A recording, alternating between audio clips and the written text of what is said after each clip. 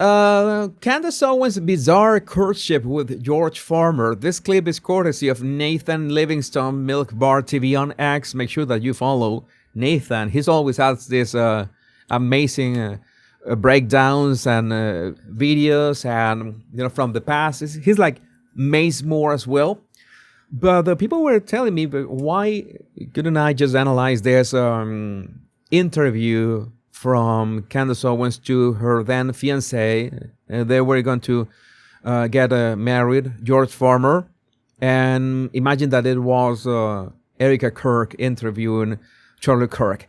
Just one word of warning, I have not watched this clip. I'm going to react to this live with you. I have no idea what I'm going to find here.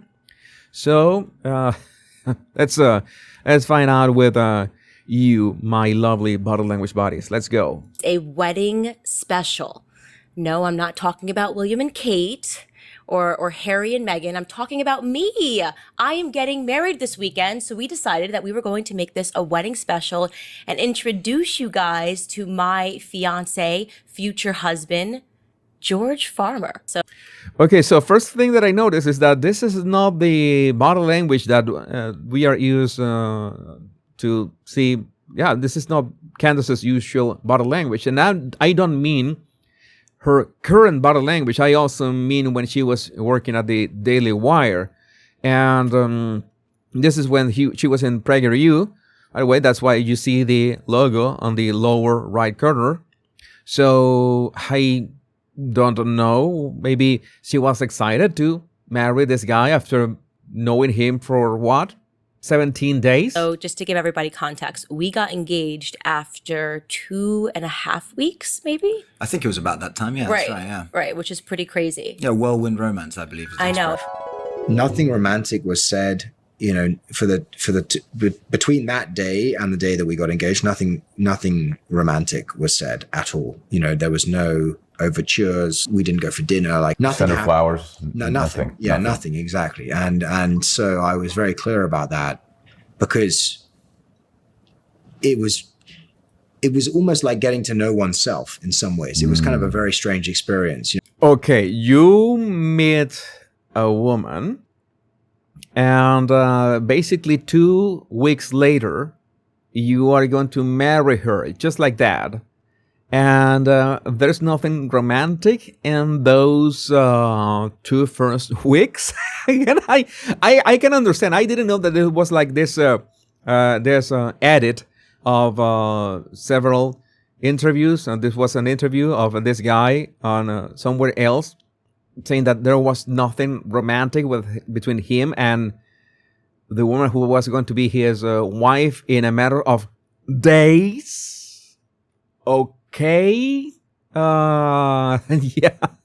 Nothing, absolutely nothing out of the ordinary in this universe. Yeah, it was like I saw myself in her. And in doing so, I saw myself on her.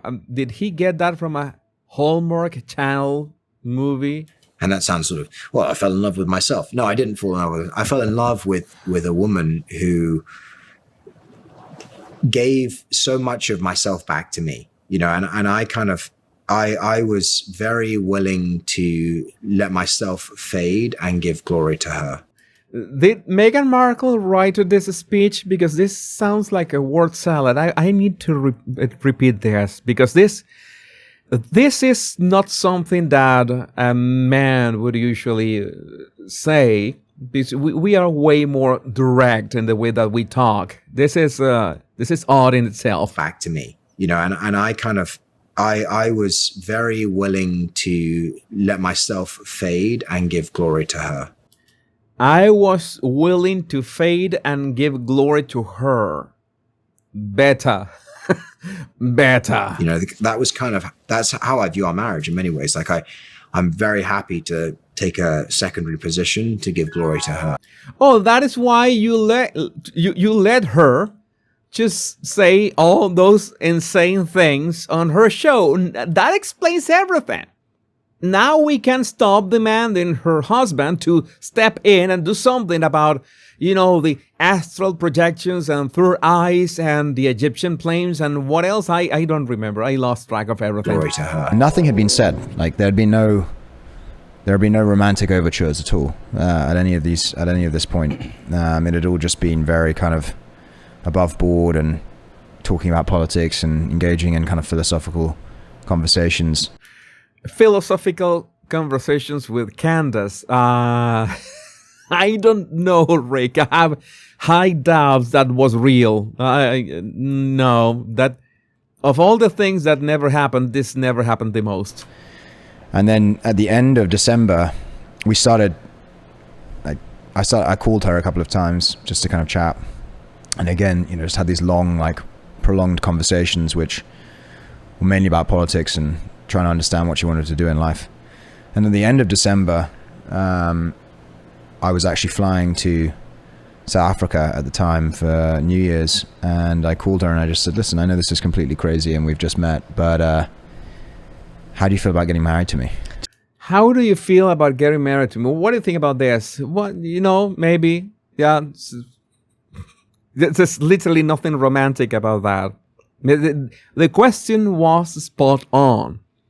Nathan's question was spot on. Can you imagine if this was Erica and Charlie's love story?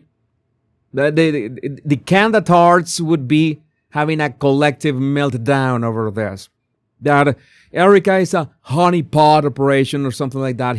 She was planted by Mossad in front of Charlie. He was injected with those poisonous plants that Jeffrey Epstein was planting on his island to break the will of people. I can go. I'm telling you, I could have a show speaking that way, but I won't. I want to amplify the common sense of the world, and this is, at the very least, suspicious. At the very least, suspicious. I have to go back just a few seconds. I was actually flying to South Africa at the time for New Year's, and I called her and I just said, listen, I know this is completely crazy and we've just met, but how do you feel about getting married to me? Just real quick. I missed the bit where there was any sort of... There was literally nothing romantic had been said up to this point. Okay. I mean, literally nothing. So I missed nothing. We hadn't gone on a date. We had not talked about marriage or the future or anything like that. All right.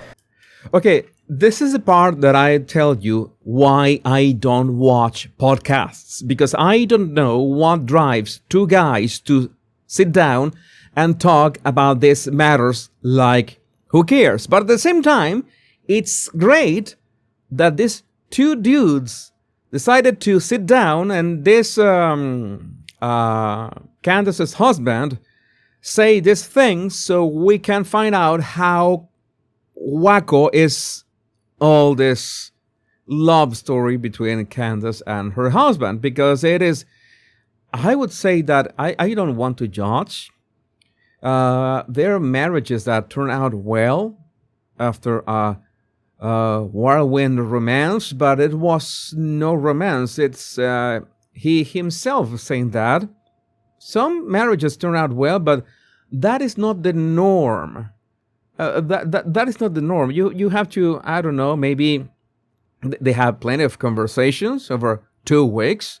They had 8 hours of maybe if they had. Let's be fair.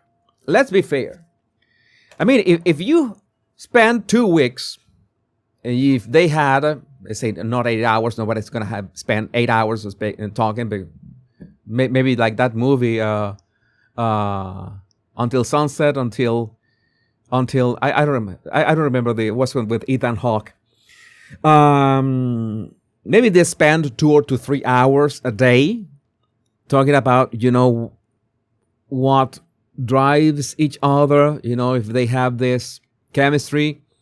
I could say that after, we could say like what, 20 hours, 30 hours of talking about serious stuff, especially not generic stuff, maybe you can really get to know 80% of the other person, and maybe you can know if the other person is a good fit.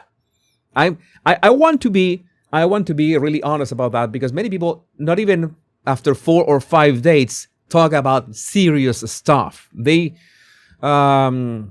it's okay if you want to go directly to the horizontal mambo, but it's also important that if you want a long-term relationship, you need to be talking about stuff right from the start. That's normal. That should be the something normal. But it's the being kind of proud of not having zero romance over this. Zero romance. Maybe he fell for her brain. Boutique Mutts, I am afraid to tell you that I don't know how to say this. I'm gonna get into trouble. I don't want to get into trouble. But yeah, they are men who are sapiosexual. Okay, I consider myself a sapiosexual. I love as much, a smart woman, being able to have a great conversation with a smart woman. But you know that you cannot fight nature, and before having the smart conversation with a smart lady, let's say that looks are important for men. It's something that is, and again, well, I don't know. I will have no votes here, but I'm just going to say that Konstantin Kisin said that Candace Owens in looks is a 10 out of 10. Konstantin, big shout out to you, my brother. You're great. Your roasting of Candace Owens was on point. I don't know if you said the 10 out of 10 just to soften the blow. But again, I am game to go to trigonometry and not discuss Candace, but other topics. You're doing a great job, by the way. Just mentioning Konstantin Kisin right now. But he said, yeah, that she was 10 out of 10 in looks and charisma. So, okay, I guess that beauty in the eye of the beholder, as they say. That is a Metallica song, but at the same time. So yeah, nothing romantic in here. Okay. Okay. I mean, literally So, nothing. so I missed nothing. We hadn't gone on a date. We had not talked about marriage or the future or anything like that. All right. Okay, they haven't talked about marriage or the future or anything. They just talk about politics and philosophy, and that's it. All right. And she said yes. No. Yeah, Come on. she did. That didn't happen. Yeah, she. You're making it up. I love our story. I think it's an incredible story. I mean, like, how many people can say that? I know, not many people can say that. and most people are overthinking it. I know girls that are in these sort of tragedy of relationships, 10 years, 10 plus years, Yeah, break up galore 17,000 times. Then they finally, get the ring, and that's supposed to be a celebration. Great. If it's what you want. Mine just happened in a different way. Again, it's regardless if it was Candace Owens or not, yeah, there are marriages that can absolutely work this way if both the man and the woman have solid foundations, only emotionally but mentally. They know where they're going. They realize we are basically aligned.